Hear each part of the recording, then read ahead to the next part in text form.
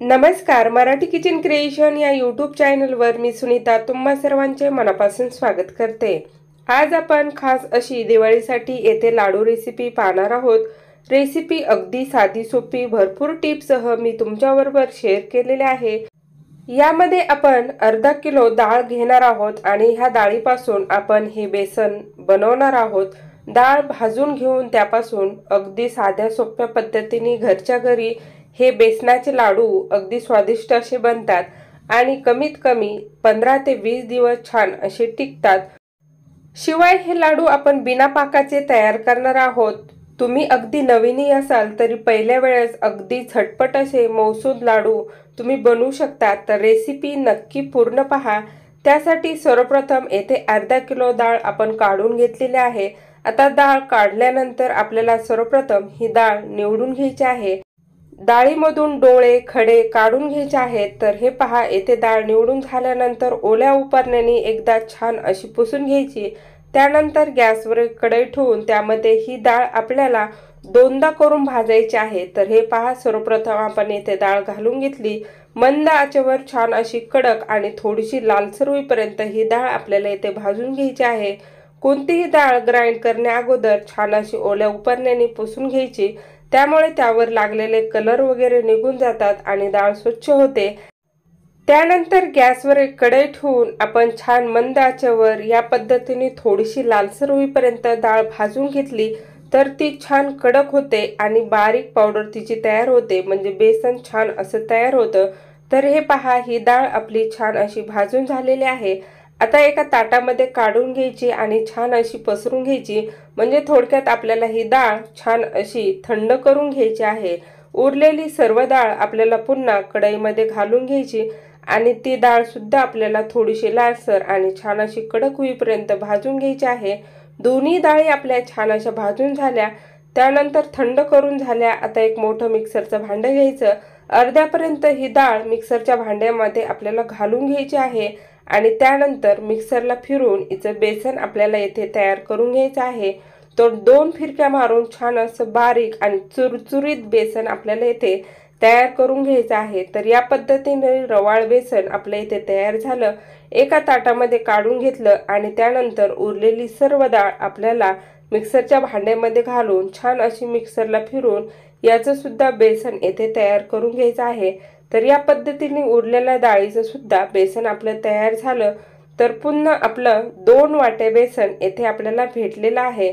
त्यानंतर आता गॅसवर पुन्हा एक कढई ठेवून त्यामध्ये आपल्याला 1 चमचा साजूक तूप घालून घ्यायचं आहे। तर हे घरी केलेलं साजूक तूप आहे, याची लिंक डिस्क्रिप्शन बॉक्समध्ये दिली आहे, नक्की पाहून घ्या।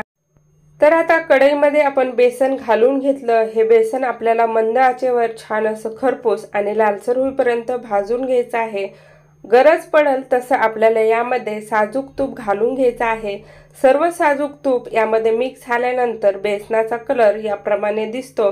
तर येथे आपल्याला छान असं खरपूस लालसर होईपर्यंत कमीत कमी 10 ते 15 मिनिटं हे बेसन छान असं भाजून घ्यायचं आहे। बेसन भाजत असताना आपल्याला या गोष्टीची काळजी घ्यायची आहे की बेसन खाली कढईमध्ये अजिबात लागलं गेलं नाही पाहिजे, नाही तर संपूर्ण लाडू रेसिपीचा करपट असा वास येईल। तर हे पहा, या पद्धतीने आपण छान असं लालसर येथे खमंग वास येईपर्यंत बेसन भाजून घेतलेला आहे। त्यानंतर एक पाण्याचा छोटासा शिपका मारून घ्यायचा। याचा फायदा असा होतो की जेव्हा आपण लाडू तयार केल्यानंतर ते खातो तर ते टाळ्याला चिटकतात, परंतु पाण्याचा एक शिपका बेसनावर मारल्यामुळे ते अजिबात टाळ्याला चिटकत नाही आणि बेसन पीठ हे नेहमी रवाळ असावं।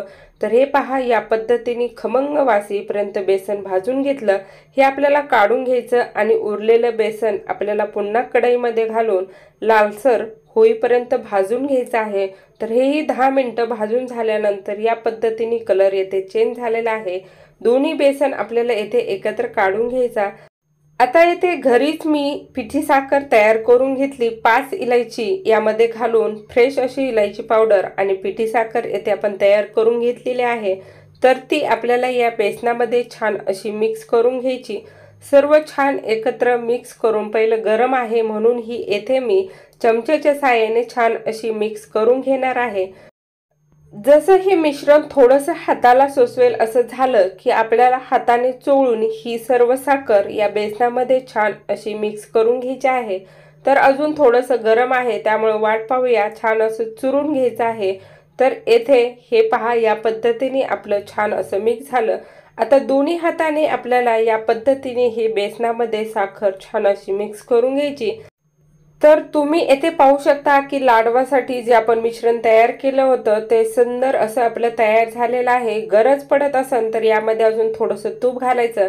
10 मिनिटं असं एका बाजूला हे छान असं दाबून ठेवायचं। 10 मिनिटानंतर सर्व साखर यामध्ये छान अशी विरघळली गेली। हातावर थोडंसं बेसन पीठ घेऊन या पद्धतीने आपला लाडू कसा तयार होतं ते पाहून घ्यायचं। तर आपला लाडू अगदी छान असा येथे तयार झालेला आहे, छान असा बांधण्यात आलेला आहे। तर यामध्ये आपल्याला आता काही सुकामेवा घालून घ्यायचा आहे। तर ज्या कढईमध्ये आपण बेसन पीठ भाजून घेतलं होतं त्यामध्ये 1 चमचा साजूक तूप घालून घ्यायचं। साजूक तूप छान गरम झाल्यानंतर यामध्ये सर्वप्रथम चारोळी घालून घ्यायची। तर चारोळी येथे 2 चमचे घातलेली आहे आणि मगच मी 1 चमच्याच्या प्रमाणात घालून घेतला आहे। तुमच्याकडे जे सुकेमेवा असतील ते घातले तरी चालेल। तर हे दोन्ही आपल्याला छान असे परतून घ्यायचे, म्हणजे खाताना छान असा खमंग वास येतो आणि यामुळे लाडवाचा स्वाद अजून असा वाढवला जातो। तर हे पहा, घालून घेतल्यानंतर यामध्ये आपल्याला आता 1 वाटीच्या प्रमाणात मनुके येथे घालून घ्यायचे आहेत। तर मनुके आणि सुकेमेवे सर्व तुमच्यासाठी ऑप्शनल आहे, परंतु जास्त प्रमाणात घातल्यामुळे लाडवाची चव अजून अशी छान अशी लागते। तर हे पहा, सर्व मिश्रण आपलं छान असं थंड झालेलं आहे।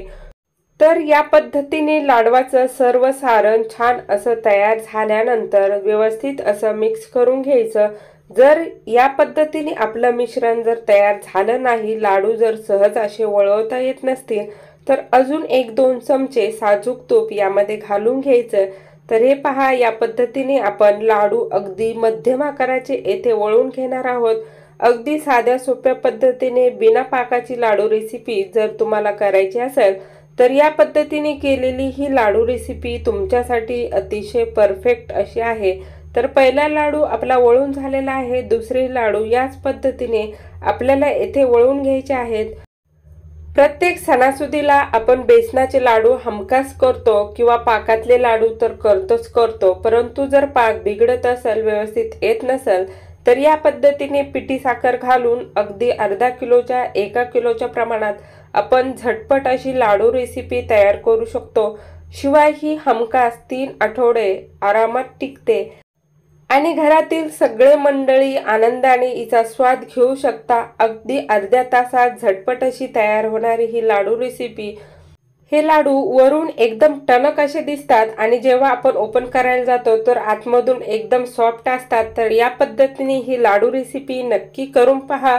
तुम्हाला आजची ही रेसिपी कशी वाटली ते मला कमेंट करून नक्की सांगा। व्हिडिओ जर आवडला असेल तर लाईक, शेअर आणि आपल्या चॅनलला नक्की सबस्क्राईब करा। बेल बटन नक्की प्रेस करा। खा प्या आनंदी रहा, एकमेकाची काळजी घ्या। व्हिडिओ पूर्ण पाहिल्याबद्दल तुम्हा सर्वांचे मनापासून धन्यवाद।